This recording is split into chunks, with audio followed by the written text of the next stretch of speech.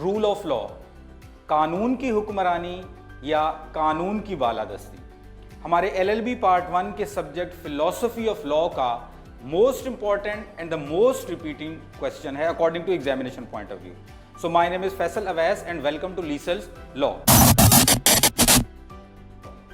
आते हैं अपने टॉपिक की तरफ। टॉपिक है हमारा आज का rule of law. Rule of law क्या है?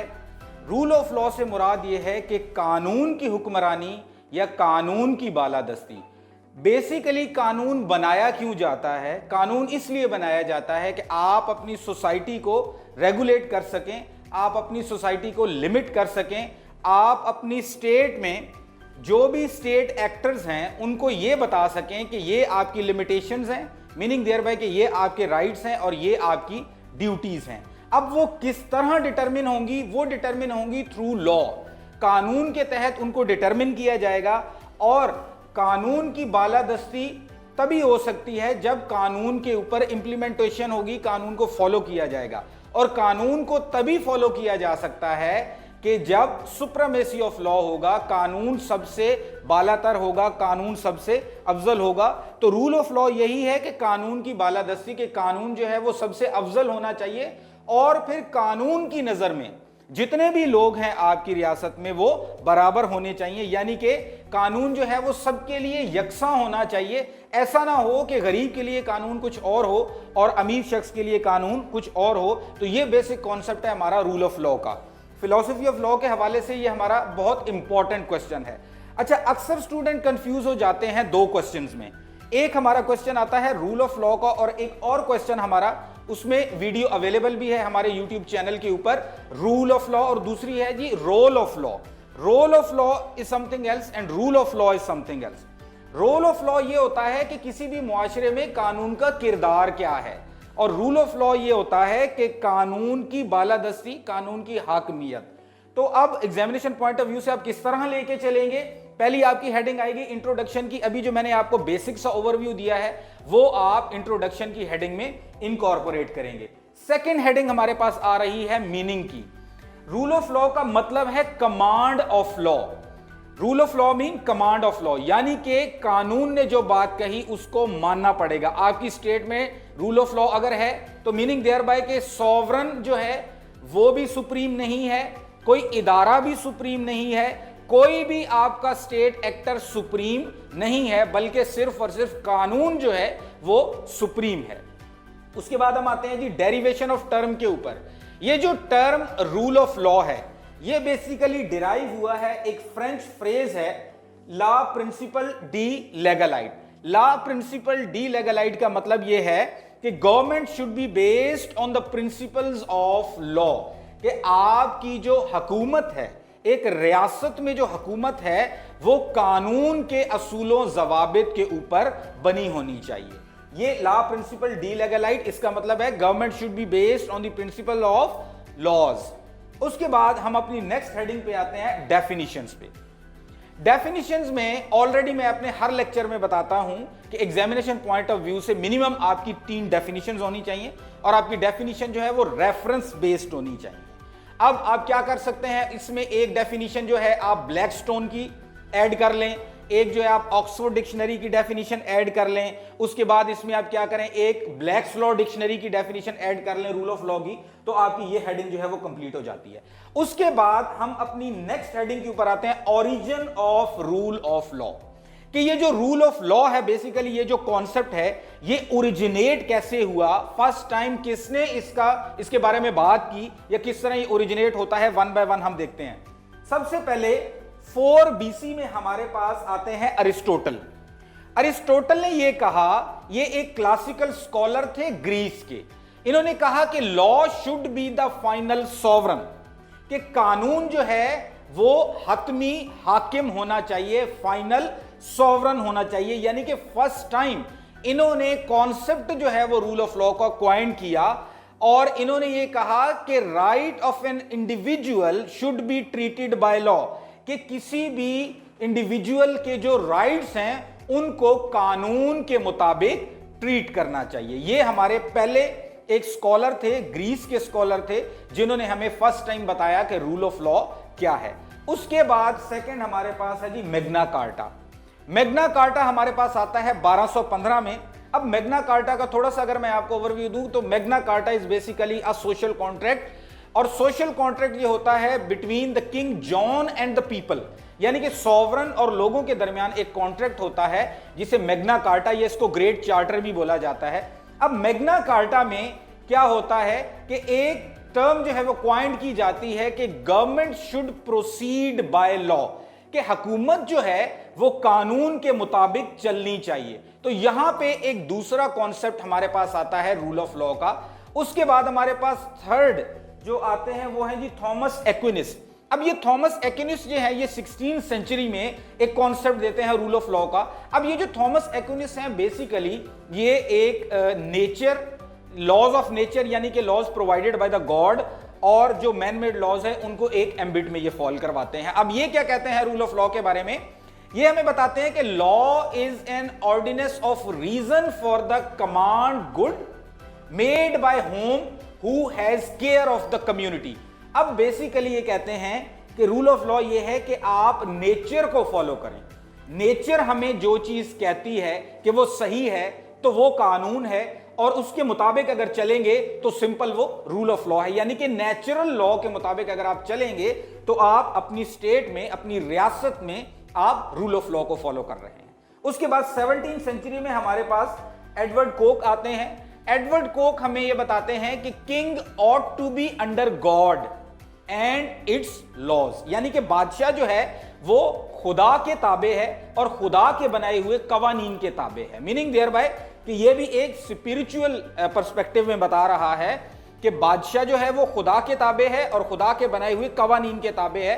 तो बेसिकली ये भी कॉन्सेप्ट जो है वो रूल ऑफ लॉ का यहां से निकलता है। उसके बाद 20th सेंचुरी में हमारे पास एक और स्कॉलर आते हैं, जेरेमी बेंथम। जेरेमी बेंथम हमें यह बताते हैं कि rule of law is necessary for freedom, कि अगर आपको आजादी चाहिए तो रूल ऑफ लॉ का होना जरूरी है। अगर कानून की हाकमियत नहीं होगी, कानून की बालादस्ती नहीं होगी, तो आप कभी भी एक रियासत में आजादाना जिंदगी नहीं गुजार सकते, आप एक आजाद शहरी की हैसियत में अपनी लाइफ जो है वो नहीं गुजार सकते। अब ये तो थोड़ी सी उसकी ओरिजिन थी, जिसमें मैंने आपको कुछ स्कॉलर्स का हवाला दिया कि जिन्होंने किस तरह से रूल ऑफ लॉ के हवाले से हमें बताया। अब बेसिकली जो हमसे पूछा जाता है एग्जाम में वो हमसे एवी डाइसे का कॉन्सेप्ट पूछा जाता है रूल ऑफ लॉ के हवाले से।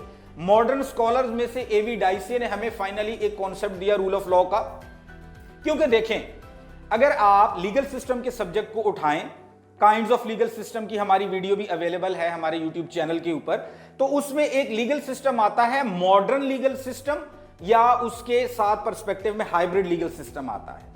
अब मॉडर्न लीगल सिस्टम क्या है कि पावर जो है वो डिवाइडेड है, यानी कि लेजिस्लेचर के पास भी पावर है, जुडिशरी के पास भी पावर है, एग्जीक्यूटिव के पास भी पावर है, क्योंकि तमाम की तमाम लीगल सिस्टम जो है वो उसमें मिक्स्ड हैं। अब वहां पे क्या है कि अगर पावर जो है वो एक से ज्यादा हाथों में होती है तो वहां पे अनार्किक सिचुएशन क्रिएट होने के ज्यादा चांसेस होते हैं। तो उस अनार्किक सिचुएशन से निपटने के लिए हमें क्या करना पड़ता है कि रूल ऑफ लॉ को लेके आना पड़ता है, यानी कि हर वो इदारा अपने पावर एम्बिट से बाहर निकल के कोई काम ना करे। अब एवी डाइसे उस मॉडर्न लीगल सिस्टम के हवाले से एक कॉन्सेप्ट देते हैं रूल ऑफ लॉ का। वो कैसे रूल ऑफ लॉ का कॉन्सेप्ट देते हैं, वो हमें 3 पॉइंट्स बताते हैं। वो कहते हैं कि अगर किसी भी रियासत में ये 3 चीजें मौजूद हों, मीनिंग देयर बाय कि there is a rule of law in that state. अब वो कौन कौन सी है, वन बाय वन देखते हैं। पहले हमारे पास आता है supremacy of law. Supremacy of law से मुराद यह है कि कानून की हाकमियत, कानून की बालादस्ती, यानी कि कानून सबसे ऊपर है, चाहे सॉवरन कोई है, चाहे कोई रियासती इदारा है, चाहे कोई हुकूमती इदारा है, चाहे कोई भी डिपार्टमेंट स्टेट का है, तमाम के तमाम कानून के अंडर हैं। सुप्रीम सिर्फ और सिर्फ कानून है। यह कॉन्सेप्ट सुप्रीमेसी ऑफ लॉ का है। अच्छा, कानून सबसे सुप्रीम हो गया। अब कानून के नीचे equality in the I of law. अब कानून की नजर में बाकी तमाम बराबर हैं, कानून की हाकमियत। अब कानून की नजर में बाकी नीचे तमाम लोग, तमाम इदारे, चाहे वो रियासती इदारे हैं, चाहे हुकूमती इदारे हैं, जो भी हैं, तमाम के तमाम बराबर हैं उस कानून की नजर में। थर्ड हमारे पास जो कॉन्सेप्ट आता है एवी डाइसे का, जो एलिमेंट है वो है कि respect must be given to the judicial decisions, कि अदालती फैसले जो हैं उनको अहमियत होनी चाहिए, उनको फॉलो करना चाहिए, कंप्लाई विद करना चाहिए और ऐसी सैंक्शंस क्रिएट करनी चाहिए कि अगर अदालत कोई भी फैसला करती है, तमाम रियासती इदारे, तमाम हुकूमती इदारे और तमाम लोग या तमाम डिपार्टमेंट्स जो हैं वो उसको फॉलो करें और उसको कंप्लाई विद करवाएं। मीनिंग देयर बाय कि respect must be given to the judicial decision. In a nutshell में आपको बताऊं तो एवी डाइसे का जो कॉन्सेप्ट है वो 3 चीजों पर मुश्तमिल है: supremacy of law and equality in the eye of law, and third one is the respect must be given to the judicial decisions। इसी के साथ 7th हेडिंग में एक केस लॉ आ रहा है, आप इसका रेफरेंस दे सकते हैं अपने असाइनमेंट में ड्यूरिंग एग्जाम। केस लॉ है जी एंटिक वर्सेस कैरिंगटन केस 1765। इस प्रिंसिपल में इस केस में क्या प्रिंसिपल ले डाउन किया गया कि no king is above the law, कि जो भी बादशाह है वो कानून से ऊपर नहीं है। मीनिंग देयर बाय कि यहां पे भी रूल ऑफ लॉ की बात की जा रही है।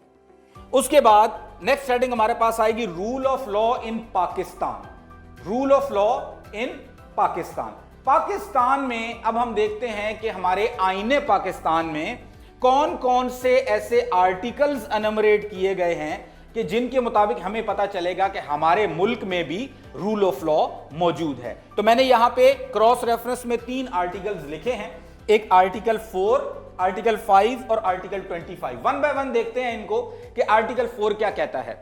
Article 4 of constitution of Pakistan हमें यह बताता है कि everyone should enjoy equal protection of law, कि हर शख्स जो है वो कानून की इक्वल प्रोटेक्शन को एंजॉय करेगा and is to be treated according to the law, और कानून के मुताबिक ही हर शख्स को ट्रीट किया जाएगा, खा वो किसी भी प्लेटफॉर्म पे हो, खा वो किसी भी जगह पे वो शख्स हो, उसकी क्लास जो है, रेस जो है, जिस भी हवाले से वो हो, हर शख्स को आर्टिकल 4 के मुताबिक इक्वली ट्रीट किया जाएगा पाकिस्तान में। उसके बाद आर्टिकल 5 क्या कहता है हमारे कॉन्स्टिट्यूशन का? फ्रीडम ऑफ एसोसिएशन, लिबर्टी की बात करता है। फ्रीडम ऑफ एसोसिएशन से मुराद ये है कि हर शख्स के पास ये राइट है कि वो अपनी एसोसिएशन को फॉर्म कर सकता है। लिबर्टी के राइट्स हर शख्स के पास मौजूद हैं। फिर हम आते हैं आर्टिकल 25 के ऊपर। आर्टिकल 25 में कहता है कि equality before the law and equal protection of the law. ये clear cut rule of law जो एवी डाइसे का कॉन्सेप्ट है उसको फॉलो करता है। इसमें जो प्रिंसिपल्स हमारे पास आते हैं आर्टिकल 5 के मुताबिक, फ्रीडम की बात होती है, जस्टिस की बात होती है, टॉलरेंस की बात हो रही है, इक्वालिटी की बात हो रही है, डेमोक्रेसी की बात हो रही है। यानी कि ये 3 वो आर्टिकल हैं, अगर आप अपने इस हैंडआउट में इनको as a cross reference use करते हैं, एक आपका केस लॉ आ जाएगा, एक बहुत ही अच्छा इंपैक्ट आपका आ जाएगा एग्जामिनर के ऊपर। दूसरा आपके पास rule of law in Pakistan का रेफरेंस आ जाएगा जिसमें 3 article, article 4, article 5 and article 25 का हवाला आ जाएगा।